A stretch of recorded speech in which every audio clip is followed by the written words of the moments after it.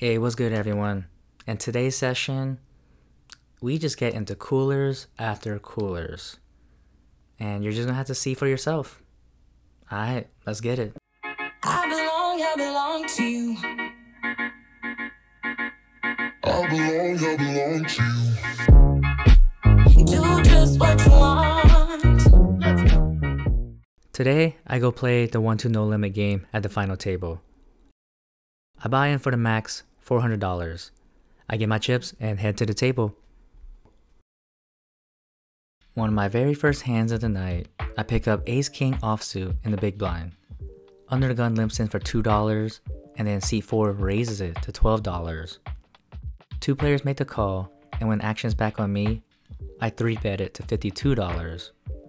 Only one player makes the call, and we go heads up to a flop. The flop is a complete brick. 8-5-3, all diamonds, and I don't have a single diamond in my hand. First action's on me, and the player only has about $100 behind him, so I put max pressure on him and go all in. I have aces, kings, and ace-king in my range here, so unless he has the ace of diamonds, it's a pretty tough call for him. He doesn't snap call, so that's a good sign. And he thinks about it for a few seconds before he makes the fold. Alright, that was a good sweat for a second, but I'm glad I got that one through. Okay, this next hand, I pick up ace-king again under the gun and raise it to $12. Two players make the call, and then the big blind raises it to $32. This particular player is on the tighter side and doesn't really get out of line much, so I'm putting him on a strong hand at the moment. I was thinking maybe kings or aces, but now looking back, if he had kings or aces, wouldn't he raise it a lot bigger when there's 3 other players behind him? I make the mistake by just flat calling with ace-king, which then allows the other 2 players to make the call for such a good price. I definitely need to be 4-betting here since I am out of position. Anywho, we go 4 ways to a flop. And the flop is a beauty. 5 king ace with 2 diamonds, giving me top 2 pair. Action checks to me and I bet out $25. 2 players fold and then the big blind makes the call. We go heads up to a turn and it's a brick, a 6 of hearts. He checks and then I bet out $75. He folds and shows me pocket queens. Damn, if I played this one right, we might have got stacks in pre-flop. But would I have called if I 4-bet and then he re-jams all in? That would have been a really tough spot with just ace-king, especially with this player. I still think I should have been 4-betting there pre-flop. Comment down below telling me how you would have played this hand, with the tight player 3-betting you. Alright, this next hand, I limp in for $2 with king 10 offsuit. One player calls, and then seat 6 raises it to $8. Seat 9 calls, I call, and then seat 5 makes the call, and we go 4 ways to a flop. The flop comes out 9, jack, queen, all offsuit, and I flop the nut straight. Okay. Action checks to me, and I decide to allow the pre-flop raiser to bet in position, and that's exactly what happens. He bets out small, $16, and then seat 9 makes the call. When action's on me, should I be raising here? There's no flush draws that I'm worried about, and my plan is on a brick turn, I'm gonna try to trap and raise. So I decide to just make the call, hoping for a brick. The turn is exactly that. A 6 of diamonds. Seat 9 checks. I check again, praying seat 6 bets out again. And that's exactly what he does. He bets out $25. Seat 9 folds, and the trap is set. I raise it to $70. He tanks for about a minute, counting his chips, and then makes the call. The river is a 7 of spades, still giving me the nuts. I go all in, as he only has about $150 more. Again, he tanks and eventually shows queen 10 and unfortunately folds. So he had top pair with a straight draw on the turn. Did I get too greedy going all in on the river, or should I have bet small and try to get some value? Either way, I take down the pot and I'm slowly chipping up. Okay, just as I was chipping up, I pick up king jack offsuit, and when action is on me, I raise it to $8, and 6 players make the call. Pretty much a family pot, I guess. Well, the flop comes out King 10 Jack with 2 hearts, and giving me top 2 pair. The only hand I'm really worried about is Queen 9, because I feel like Ace Queen, Pocket 10s, or Jacks would have 3-betted me pre-flop. Action checks to me, and I bet out $20. 2 players make the call, and we go 3 ways to a turn. The turn is a 4 of spades. Now there are 2 flush draws out there. Action checks to me, and I size up big because I want to charge any flush draw and straight draws if someone had a queen in their hand.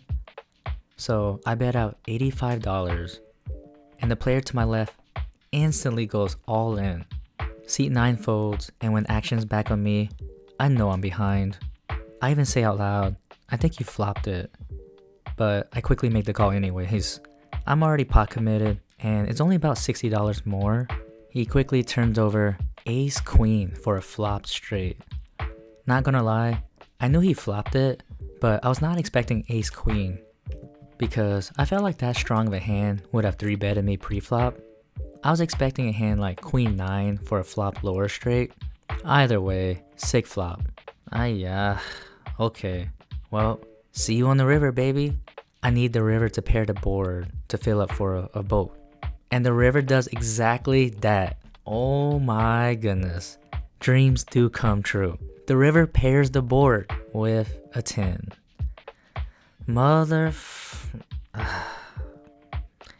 Nice answer. Well, if you think that was a cooler, check this hand out. The very next hand, I pick up pocket 8s. When action's on me, it's only suiting to raise $8 when I have pocket 8s, so that's what I do. One player calls, and then seat 6 raises it to $25. One player makes the call again, and when action's on me, I make the call along with one other player, and we go 4 ways to a flop. The flop comes out Queen 8-4 with 2 spades. Word. Action checks to me, and I check back to disguise the strength of my hand. When it comes back to seat 6, he bets out $25. Seat 8 folds, and when action's on me, I don't want to slow play it and then possibly see a spade on the turn and kill the action, so I raise it to $75. Seat 6 snap raises all in, and I couldn't flick in my chip fast enough for a call. The turn is a 4, now filling me up for a full house. The river is a 10, which doesn't change much, as I doubt he's re-raising all in with pocket 10s. I confidently show my 8s as I didn't need to show my hand first, and then he slowly turns over pocket queens for a bigger full house. Flop set versus set. Now that's a cooler. QQ Robinson. QQ. I have him covered, and that took a big hit to my stack, as now I only have about $125 left to my name. Aduma. I am on full tilt mode, and time to get my monies back. I pick up Ace Jack in the cutoff position. Seat 8 bets out $17. Seat 1 makes the call, and I make the call along with seat 7. We go 4 ways to a flop. The flop comes out 8 Jack 3 with 2 spades, giving me top pair with top kicker. Seat 8 immediately goes all in for $79. Seat 1 makes the call, and then I go all in for my remaining stack for $126. Seat 7 tanks for a couple of minutes, and eventually makes the call. Action is back on seat 1, and he just makes a flat call. So the dealer right here makes a mistake, and then just runs out the board, which is a 4 of clubs and a 9 of diamonds, breaking any flush draw. Seat 1 and seat 7 still has stacks of chips behind them, but anywho, me and seat 1 ends up chopping the pot, and he shows Ace Jack as well. You know, going all in 4 ways with just top pair, I'll take half the pot and live another day. Okay, double board bomb pot time. This game has crazy action. There's a $5 ante, and we go straight to a flop. The flop on the top board comes out 8-10 queen with 2 diamonds. and the bottom board comes out ace 8-3 with 2 hearts. I don't have very much. I have a queen high flush draw on the top board, but someone could easily have the ace or king of diamond flush draw, and the bottom board, I just have a pair of aces and no hearts in my hand. But I have the biggest heart in me. So when action bets $2 and it's on me, psh, you already know what I'm about to do. You already know I'm about that life. So yeah, I just make the flat call for $2. Only one player makes the fold and everyone else calls. The turn on the top board is the 5 of diamonds, now giving me a queen high flush. And I feel like if someone had the ace of diamonds, they would have raised it on the flop. The bottom board is the 7 of spades, now giving me 2 pair. Action checks to me, and then I bet out $20 and everyone makes the call. The river on the top board is the 7 of hearts, not changing much as I still have the queen high flush. And the bottom board is the king of diamonds. I have 2 pair on the bottom board, which is alright, but I'm still losing to a lot of hands. Action checks to me, and I don't have any board locked up. But since no one raised or seemed really interested in the pot, I'm going to try to steal the pot and put some pressure on my opponents. So I go all in for $133. After some time and tanking, eventually 2 players make the call. Great. Well, time to go home, as I'm never really good here and most likely getting beat on both boards. And what do you know? I win half the pot with my queen high flush on the top board and actually got rivered on the bottom board as the other player takes down the other half of the pot, rivering a set of kings. Again, I'll take it. I thought for sure I was going night-night. This hand, we play short-handed as it's getting towards the end of the night. I straddle on the button for $5 and look down at 8 deuce offsuit. Action gets raised to $10. One player makes the call, and for just $5 more, I defend my straddle. We go 3 ways to a flop, and it comes out 7, 6, 9 all offsuit, and I flop the up and down straight draw. Action checks to me, and I bet out $10. Only the player to my right calls, and we go heads up to a turn. The turn is a queen of spades, not changing much as I still need a 5 or a 10 for a straight. This time, he leads out for $20, and I quickly make the call. See you on the river, baby. And the river is the 10 of spades. I get there hitting my straight. It does hit runner spades for a backdoor flush. He leads out once again for $20. I end up just making the call, but looking back now, I need to be raising here to get some more value from hands like 2 pair or even a possible set. And if he re-raises me, then I could probably fold, but yeah, I missed the value bet here, and he shows queen 9. I'll learn from this one and try to extract more value moving forward. Still short-handed, there's a $5 straddle, and I'm in the big blind. I start off playing this hand completely blind, just for funsies. I make the call for $3 more, and then it gets raised to $15. One player makes the call, and for $10 more, why not? I call, and then so does another player, and we go 4 ways to a flop. The flop comes out 10, 9 deuce all offsuit. Again, I have no idea what I have, but when action's on me, I bet out $2. With this bet, I can have anything really. I like this bet better than checking because it forces the opponent's action. Usually if they have something really strong, there's no way they're just going to flat call $2. And it can also entice bluffs from some aggressive players. One player folds and then 2 other players make the call. The turn is now the jack of spades.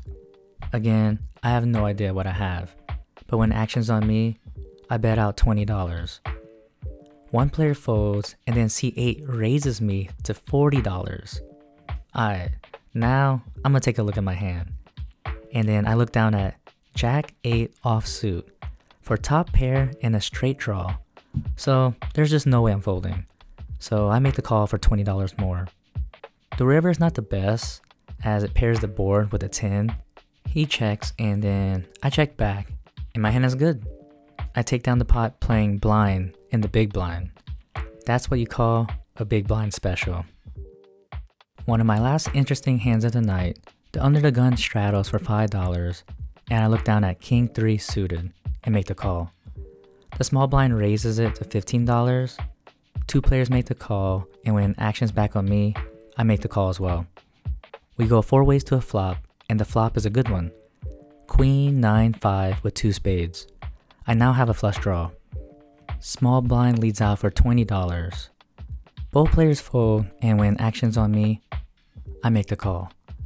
The turn is the 5 of spades, now hitting my flush.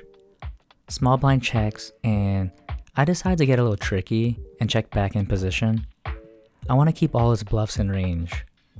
The river is not the best, as it pairs the board with the queen of clubs. He then leads out for $40. I still think I have the best hand, as if he had a set, I don't think he's checking the turn. If he had a full house, he's definitely going to size up on the river. So I don't want to miss out on any value this time, so I raise it to $125. This also looks like a bluff on my end, because most flushes here are not raising with a paired board, and probably not checking back on the turn also. After some tanking by him, he says out loud, "Good bluff," and makes the fold. Good fold by him, and just like that, I rack up my chips and call it a night.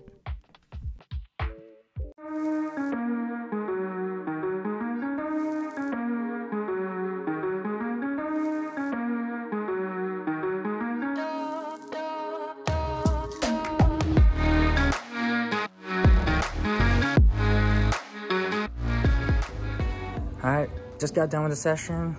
Was pretty rough, not gonna lie. Down most of the night, had back-to-back coolers with me flopping the top 2 pair with Jack King, and then the guy flopping the nuts with Ace Queen. Threw me off because he didn't 3-bet my raise, so it's kind of hard to put him on that. Then of course the obvious hand, pocket 8s versus pocket queens, that really just took a big hit for me tonight.